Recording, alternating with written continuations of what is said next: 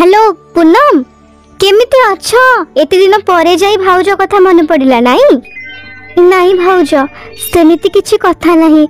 अब कथा कौन कि मु काली घर को आसुछि से कथा कहबा पई फोन करथिली। अच्छा एथर ज्वाई बाबू सांगरे आसुछंती ना पूर्व थर भली तांकू एथर भी छाड़ी देकी चली आसीबो? हाँ भाउज एथर मो सांगरे ही आसुछंती दुई जण। हाँ दुई जण माने अरे वाह ये तो बहुत खुशी रो कथा।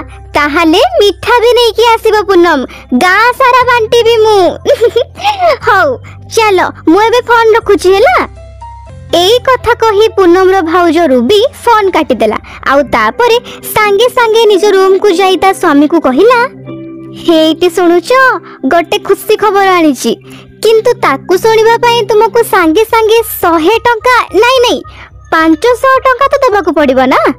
अच्छा अरे टिके रुह एमिति कोउ कथा सुनाइबो जे ताकू कहबा पई 500 टंका नबो तुमे? तुमठू 500 आउ ससुरंकठू तो पूरा 1000 टंका नेबी मु जानिची। एबे तो सब किछि मते ही संभाळिबाकू पड़िबो। एबे पूर्णमासी की एठी रहिबे तो सब काम मोर डबल ही हेइ जिवो ना। अफो कोन कहूजो तमे? आउ पूनम तार हाई फाई सासुघर को छाड़ी एठी काहे की रहइबाकू आसीबो? काहे कि ना तांकर पिला पिली हेले पढुआ पाती को बाप घरे ही रहइबाकू पड़िबो ना। एबे तो से किछि भी जानि नांती तेनु सब किछि मते ही करबाकू पड़िबो। मु भी तो मा बाप घर को जाईथिली ना जेते बेले आम बाबुनु हेइतिला मने नाही कि तुमरो? यार अर्थ हैला आम पूनम माने पूनम मां हबा को जाउची। हे किंतु तुमे केमिति जानि गलो? मु तो ए पर्यंत तुमको से कथा कहि भी नहीं। रूबी तुमे ना सेति की मुंडो खटाओ जेति की बुद्धि तुम पाखरे अछि आउ एई नियो 500 नुहे पूरा 1000 दउची। बहुत बड़ खुशी खबर सुनेछ मते मु एबे जाई बापा को कहि दिए। नहीं नहीं बापा को भी मु ही कहबी तांकठु भी तो पैसा नबार अछि ना। एई कथा कहि रूबी सांगे सांगे ता ससुर दीनबंधु को रूम रे जाई पहुंचे। हाँ एई शुभ खबर सुनिबा पाई तो मु केबेठु अपेक्षा करिथिली। मु एबे पूनम को फोन करी कथा हेइ जिबी। नहीं नहीं बापा पूनम आउ ज्वाई बाबू तो काली ही घर को आसीबे। आमे समस्ते सांग होई कि तांको कांग्रेचुलेशन जणेबा ताहाले ना बढ़िया हबो। हाँ हाँ मु तते भी आशीर्वाद दउची जे आम बाबुनुर सान भाई कि सान भौणी शीघ्र आसु बोली अहिसी लक्षणी हेइथा मा। ए बापा भी ना सतरे बहुत कंजूस आशीर्वाद तो सब दिन दउचंती आज किछि टंका ही देई दी थांते छाड़ो एबे काम रे लागि जाए। पूर्णम और अनिल निज भाई भौणी थिले आउ वर्तमान तो घरे समस्ते खुशी थिले। आउ ता पर दिन भाउज ए सब कोन चलीची एते साज सज्जा आउ पुणी आरती थाली मते बंदेइबा कोन दरकार?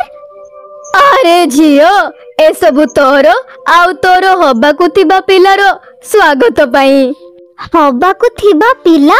ओ शिट भाउज तुमे मो कथा को अलग अर्थ रे बुझिलो काली। दुई जण माने मु एई दुई जण को कथा कहउतिली मोर एई दुई स्वामी को विषय रे। एक कथा सुनिबा मात्रे अनिल रूबी दीनबंधु समस्त आश्चर्य होई गले। सेते बेले अनिल आगो को बड़ी राग रे कहिला पूनम ए सब कोन कहउचु? दुई दुईटा स्वामी तो मुंडो खराब हे जाईची की? भाई प्रथमे मोर पूरा कथा तो सुनिनियो चलो भीतर को जाई की कथा हबा। एक कथा कही पूनम समस्त को घर भीतर को नहीं आसिला आउ तापरे से कहिबा आरंभ कला भाई भाउज प्रकृत रे हिमांशु को बाहावा पूर्व मु जीत को बहुत भल पाउथिली। जीत आ मु कॉलेज रे एकाठी सांग ही पाठ पढुथिलु सेठो हमर प्रेम हैला आउ तापरे कोन? जीत आम समकक्ष नथिले बापा से बहुत गरीब। मु जानिथिली तुमे माने केबे भी मो बाहागर जीत सहित करबनी सेति पई आमे दिने लुचि की काहको किछि न कहि मंदिर को जाई बाहा हे गलु। कोन आउ एक कथा तू एबे हमकु कहउचु? सेते बेले किछि कहि पारलुनी जेते बेले हिमांशु तते बाहा होबा पई आसीथिला? ମୁଁ ଡରି ଯାଇଥିଲି ଭାଇ, କାହିଁକି ନା ଜିତ୍ ସେତେବେଳେ ମୋ ସାଥିରେ ନଥିଲେ। ଆମର ବାହାଘରର କିଛି ଦିନ ପରେ ହିଁ ଆମେ ତୁମକୁ ସବୁ କଥା କହିଦେଇଥାନ୍ତୁ, ଆଉ ସେଇଥିପାଇଁ ଜିତ୍ ଆମ ଘରକୁ ଆସୁ ହିଁ ଥିଲେ। ହେଲେ ରାସ୍ତାରେ ତାଙ୍କର ବହୁତ ଖତରନାକ ଆକ୍ସିଡେଣ୍ଟ ହେଇଗଲା। ୟାଙ୍କ ବାଇକ୍ ପାହାଡ଼ ତଳେ ଯାଇ ପଡ଼ିଲା।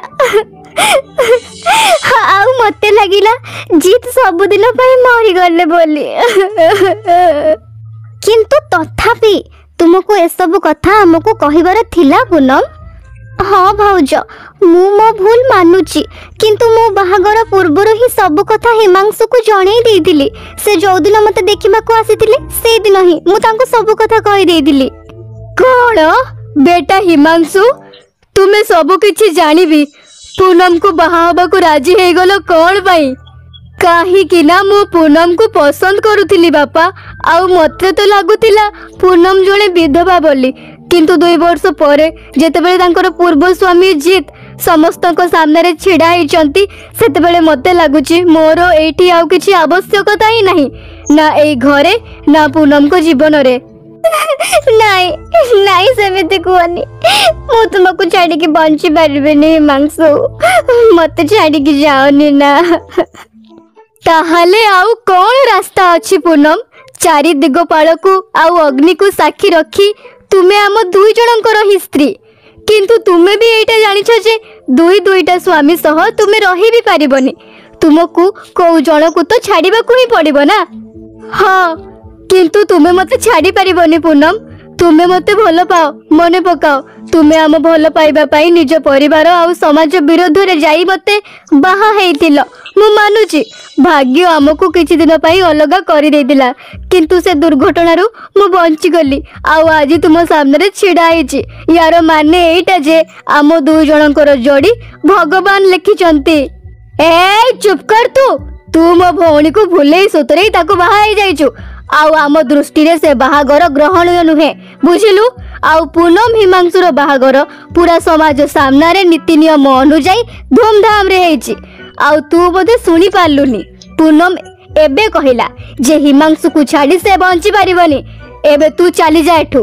ଆଉ ଯଦି କେବେ ବି ପୂନମର ଆଖପାଖରେ ଆସିଛୁ ନା, ତାହେଲେ ମୁଁ ତତେ। ଆରେ ଟିକେ ରୁହ ନା, ତୁମେ ରାଗନି। ଆଗକୁ କଣ କରିବାର ଅଛି କଣ ନ କରିବାର ଅଛି ତାର ନିଷ୍ପତ୍ତି ଆମେ ନବାନି, ପୂନମ ନେବେ। ପୂନମ, ତୁମେ କୁହ, ତୁମେ କଣ ଚାହୁଁଛ? ଭାଉଜ, ଏଇ ପ୍ରଶ୍ନର ହିଁ ତ ଉତ୍ତର ପାଉନି ମୁଁ।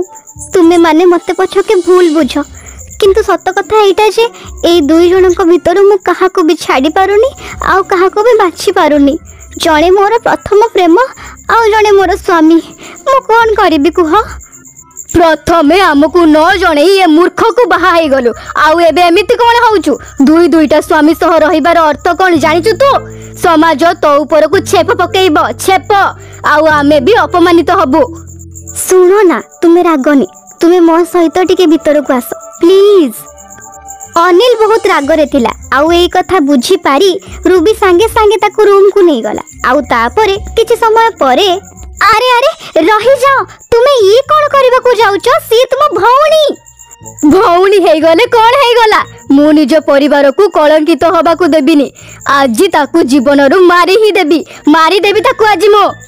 ଏମିତି କହି ଅନିଲ ହାତରେ ଖଣ୍ଡା ଧରି ପୂନମ ଆଡ଼କୁ ବଢ଼ିବାକୁ ଲାଗିଲା।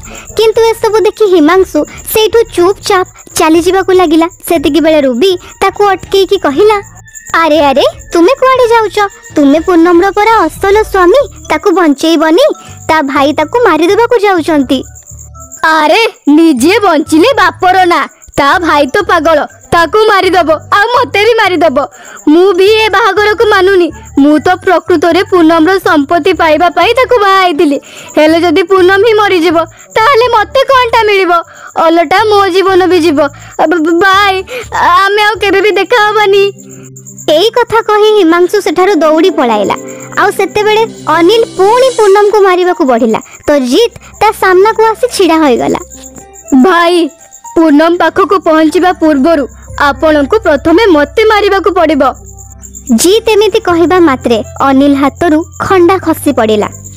କୁହ ପୂନମ, କଣ ତୁମେ ଏବେ ବି ଦ୍ୱନ୍ଦ୍ୱରେ ଅଛ ଯେ କିଏ ତୁମ ପାଇଁ ପରଫେକ୍ଟ? ମୁଁ ଚାହିଁଥିଲେ ତୁମକୁ କହିକି ବି ବୁଝେଇ ପାରିଥାନ୍ତି, आउ तुमे हुए तो हिमांशु को बाछि नहीं थांतो किंतु तुमको तापरे जीत जीवन सारा मन पड़ी थांते जोटा कहारी पई ठीक ही न थांता। आउ सेइथिपाई रूबी मते एमिति नाटक करबाकू कहिला जेमिति हिमांशु आउ जीत रो असल चेहरा तू निजे देखि पारिबू।